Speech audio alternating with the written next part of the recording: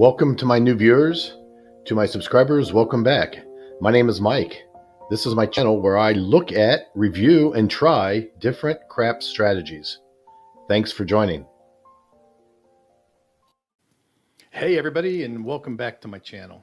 So I finished up my 10-day challenge on the Dallas drawdown. And make a long story short, we won under $200 after 10 days. So wasn't something that I'm going to just retire and go play every day, but sometimes you win, you get your $200 goal and you get out, but sometimes you lose like $400. It's almost like you need 2 wins to make up for your losses. But anyway, it's time to move on. Over the weekend, I was watching some videos from John Pro CRAPS, and I was watching a strategy that he calls the Hedgeless Horseman. And I started listening to him and I started watching it, and it didn't make sense to me a lot at first, but I think I knew what he was trying to get to. It's a simple strategy that you want to play if you find yourself getting a lot of 0.7 outs. If you hit PSO after PSO and everyone's complaining and moaning and groaning, this could be a video, or this could be a strategy that you might want to switch over to. It's pretty simple. It basically consists of 4 different bets.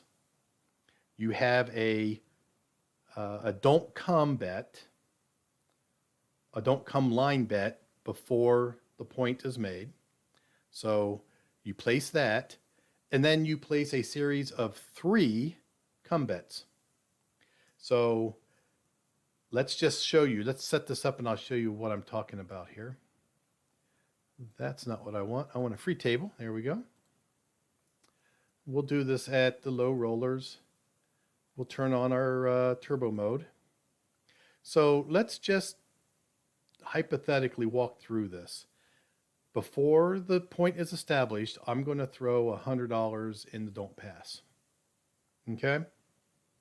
And I'm going to roll. Now, I'm trying to avoid a 7 or an 11, right? If I can avoid that, then the point moves to what you just rolled, and now you will win your don't pass if you roll a 7 before a 5. Now, a lot of people would say you've got the odds of winning that bet over a long period of time. A 7 should roll more than a 5.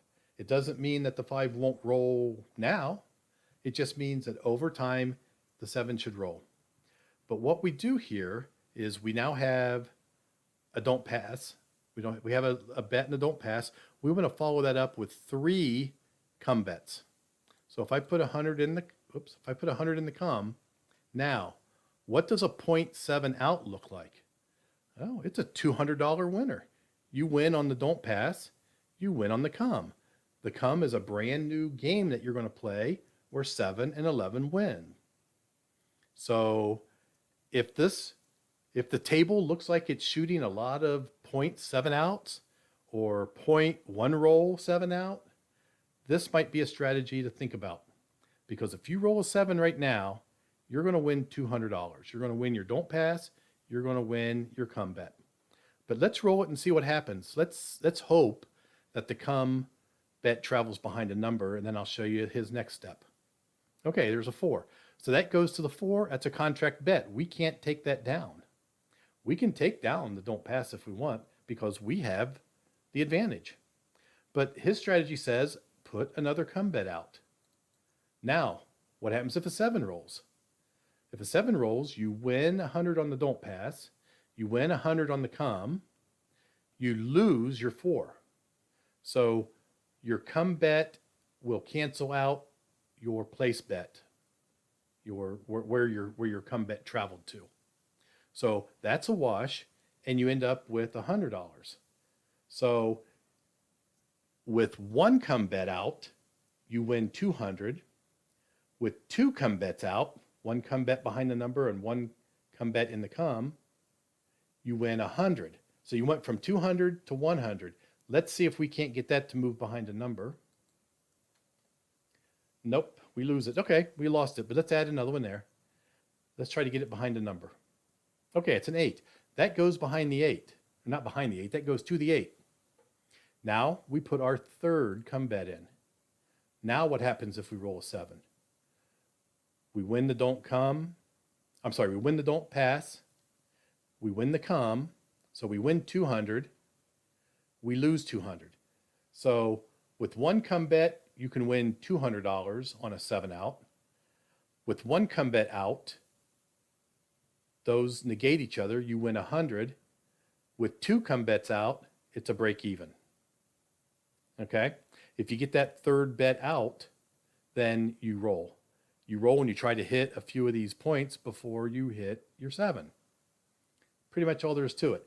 He goes into a lot of time and effort explaining why you would want to have your come bet be a different value than your don't pass bet. Let's roll until we get a 7. Or can I, here, let's just do this. Let's just start over. Free, low roll. Let's look at this simulation. Let's put 100 in the don't pass. Let's try to avoid the 7 or the 11. And it's an 8, so that's going to move to the 8. Now, instead of putting 100 in the come, he goes to a lot of effort to talk about 1-to-1 bets, 100 and 100 in the come, or a 2-to-1 bet where you put 100 in the don't pass, 50 in the come, or a 4-to-1 where you put 100 in the don't pass, 25 in the come. And after his discussions and examples, he basically shows that this is the ultimate of what you want. Because here, if you roll a 7, you're going to win $125. If this come bet moves to the 5 and another come bet comes out, those two negate each other, you win $100. If you have 2 come bets up here and another bet in the come, one of your come bets will negate one of your numbers, the other number will lose, but you'll still win $75. So you're still in profit when you hit, if you hit with 3.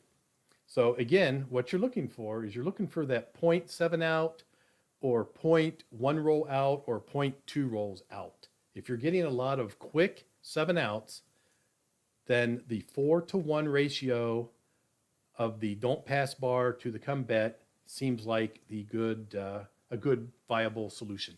So I'm going to play it for a few rolls and kind of show it. Okay, so let's go ahead, and I've got my don't pass bet out there. We rolled an 8. Now I have $25 in the come. Let's see if we can get that come bet to move to a number, or if we can 7 out. I'd like to 7 out right here. We 7'd out.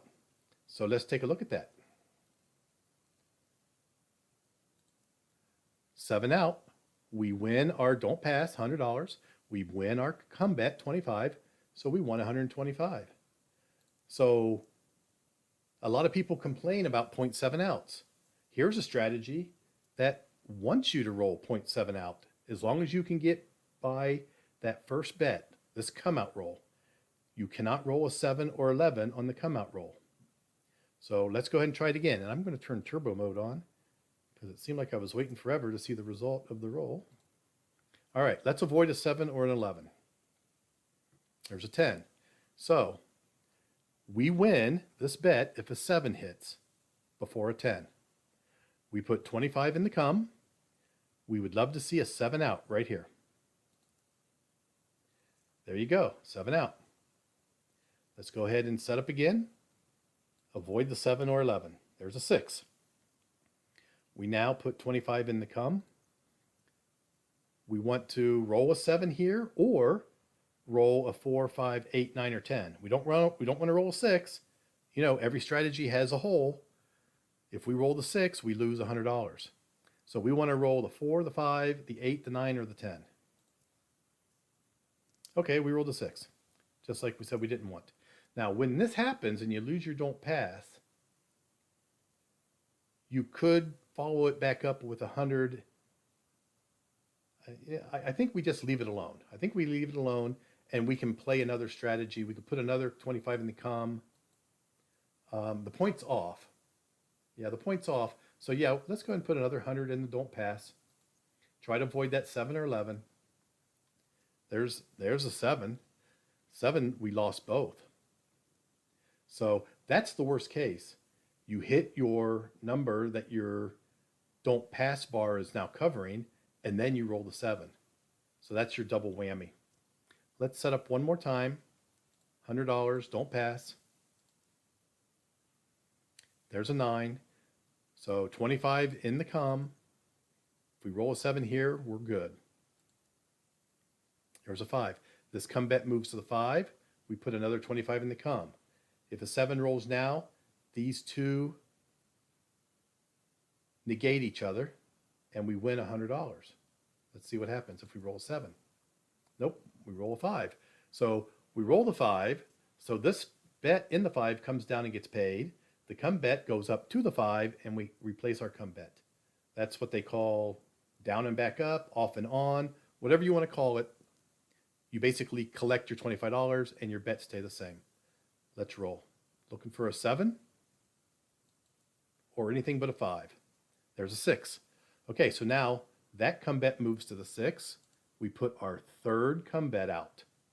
If a 7 rolls now, this winning come bet will negate one of our numbers. Let's say it negates the 6. This 5 will lose 25, but this don't pass wins 100. We would still net $75 if we rolled a 7. Let's go ahead and roll.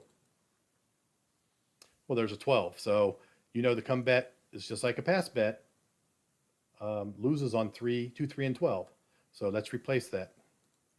Again, a 7, we'd still win $75. Okay. There's an 11. Come bet wins on 7, 11. So we just got our $25 back. Let's go ahead and roll. There's a 4. So that moves to the 4. So now we have 3 come bets in play with a $100 don't pass.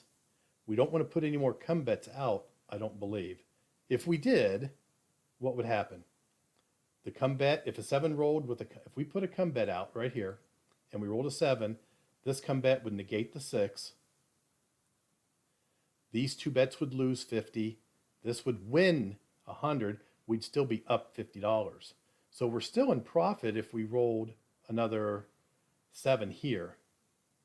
I'm not sure if we want to go past 3 come bets or not. Let's go ahead and give it a try. See what happens.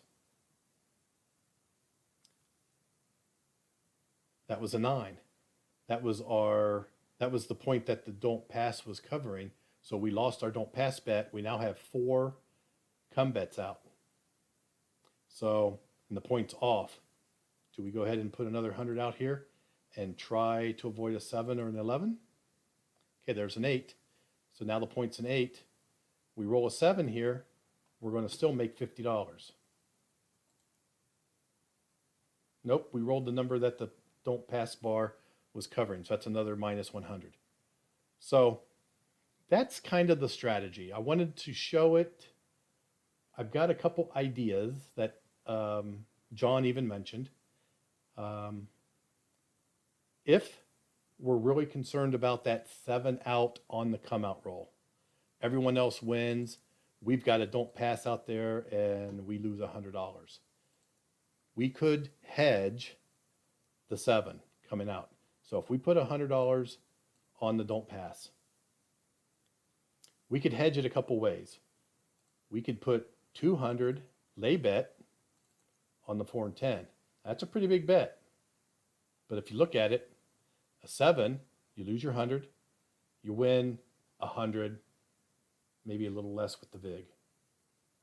So that would be a wash. Okay, these bets are on. So let's see what happens. Let's go ahead and roll. Okay, there's a 6. So the point moves to the 6. So now we have a don't 6. We have a no 6. We want a 7 before a 6. We pull these guys down, and that's one way of hedging against the 7 on the come out roll. You down, now you just go back to your 25 come and roll, and hopefully roll the 7. Just like that, you win 125. So I've got a note here. It says you can also lay double what you have on the don't come on the 4 and 10 to hedge the come out 7. So that's one way. Another way, I guess, you could do a hot bet and put, if you put not 25. If you put $5 on each, that's a $15 bet to win 75. So you'd still lose a quarter.